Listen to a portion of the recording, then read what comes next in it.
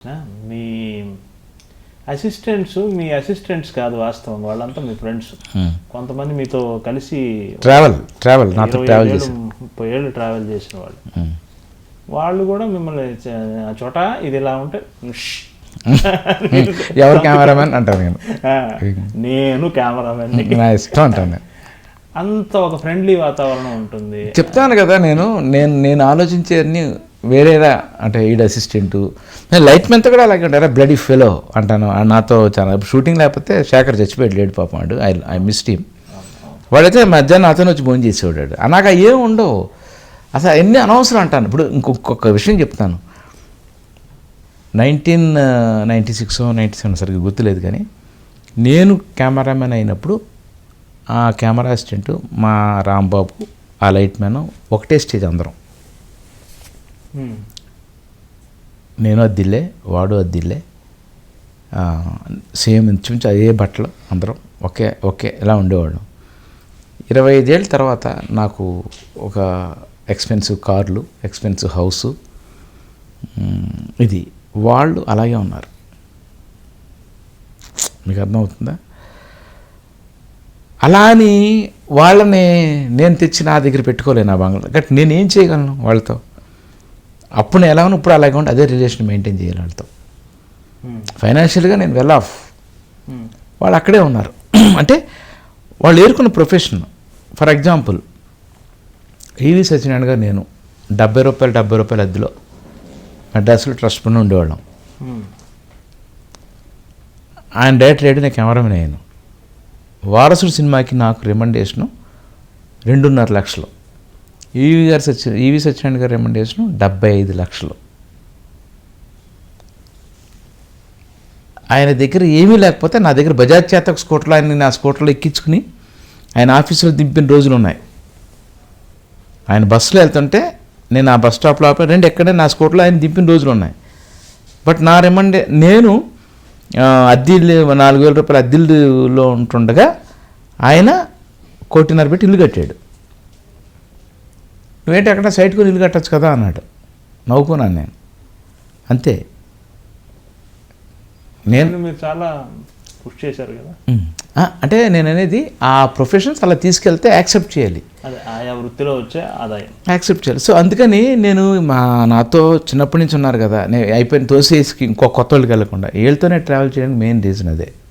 ఎప్పుడు ప్రేమించి ఎప్పుడు సరదాగా ఉండి వాళ్ళకి అది గుర్తు రానివ్వను నేను. నాకు ఉంటుంది పీకుద్ది. బట్ ఆడు కెమెరామెన్ అయితే అయ్యి ఉండేవాడేమో, లైట్ మ్యాన్ ఆడు ప్రొఫెషన్ లైట్ మ్యాన్గా కాకుండా కెమెరా స్టూడియోకి వచ్చి అయ్యేవాడేమో. అది ఎవరో ఏం చేయలేం కదా, మన చేతులు లేదు. అందుకని నా బిహేవియర్ అలా ఉంటుంది. ఇద్దరు సన్నిహితులు మీరు కోల్పోయారు కదా, శేఖర్ అండ్ బూచు.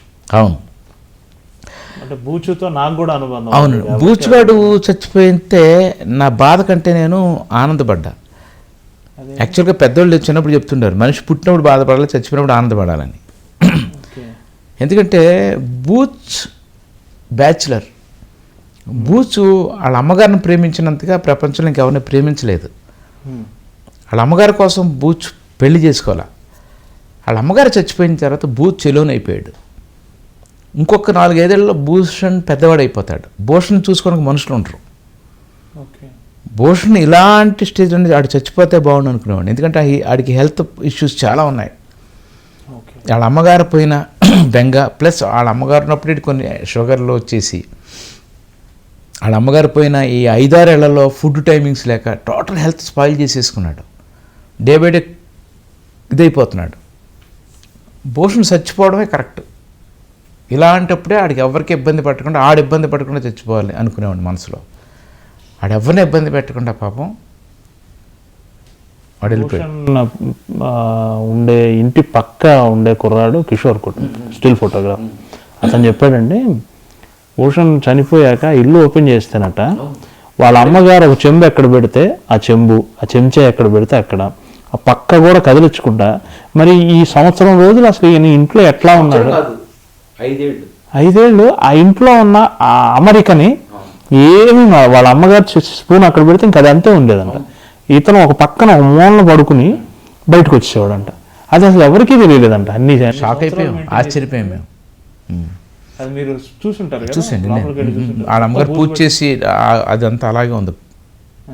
ఆ పూజలు ఎక్కువ భక్తి, అదే. అందుకని. బట్ శేఖర్ ఉన్నాడు నా దగ్గర, లైట్ మ్యాన్.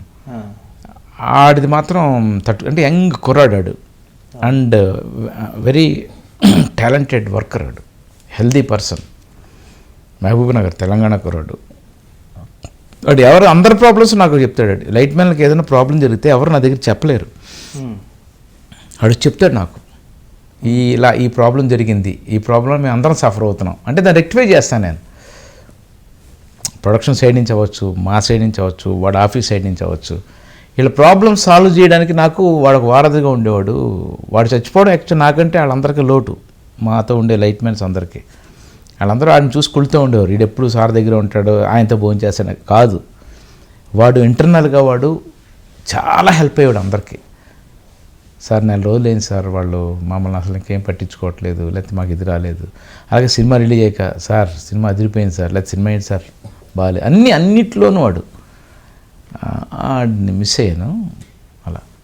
ఇంకేమైనా బాధ పెట్టిన సందర్భాలు ఉన్నాయా సార్ ఇంత లాంగ్ కెరియర్లో? ఉంటాయిగా, మా భూషణ్ తిడతాను షూటింగ్లో, ప్యాకప్ వచ్చేటప్పుడు ఫీల్ అవుతా, అరే అనవసరం తిట్టానా, వాడేదో సలహా ఇవ్వబోయాడు అని ఎందుకు కట్ చేశాను అని ఫీల్ అవుతాను. ఇలా చాలా ఎవరో అద్దాన్ని కొట్టుకున్నారు, ఇలా చాలాసార్లు చాలా ఎక్కువ ఫీల్ అవుతాను నేను. కోపంలో ఇది అనేస్తాను, ఇంచుమించుగా ఇమ్మీడియట్లీ రియలైజ్ అయిపోతాను. వీలైతే సారీ కూడా చెప్పేస్తాను, వెంటనే అయిపోతాయి. ఎక్కువే ఉంచుకోను, కోపం మనసులో పెట్టుకోను, నేను ఏమీ ఉంచుకోలేను. ఉంచుకుంటే మరణాన్ని పేషెంట్ అయిపోతా, అసహ్యంగా ఉంటుంది, నన్ను నేను చూసుకోలేను, చిరాగ్గా ఉంటుంది నా మొహం. అది క్లియర్ అయిపోవాలి, కొంచెం లేట్ అయినా సరే. అందుకే నాకు ఎవరి మీద కోపం ఉండి నిజంగా అది రెక్టిఫై అవ్వట్లేకపోతే వాళ్ళ నెంబర్ తీసేస్తా ఫోన్లోంచి. మీ ప్రపంచం నుంచి వాడు బయటకు వెళ్ళిపోతారు. ఎందుకంటే నాకు ఎప్పుడన్నా నైట్ డ్రింక్ చేసినప్పుడు గుర్తొచ్చి లైన్లోకి వెళ్ళి తిడతానేమో తెలియదు. ఎమోషన్స్ ఒక్కోసారి ఒకలా ఉంటాయి కదా, ఎందుకు బెటర్ నెంబర్ అయితే గొడవ ఉండదు, నెంబర్ తీసేస్తాను అంతే తప్ప. ఇంకా చాలా సందర్భాలు చాలామందికి అది జరిగింది, సింపుల్.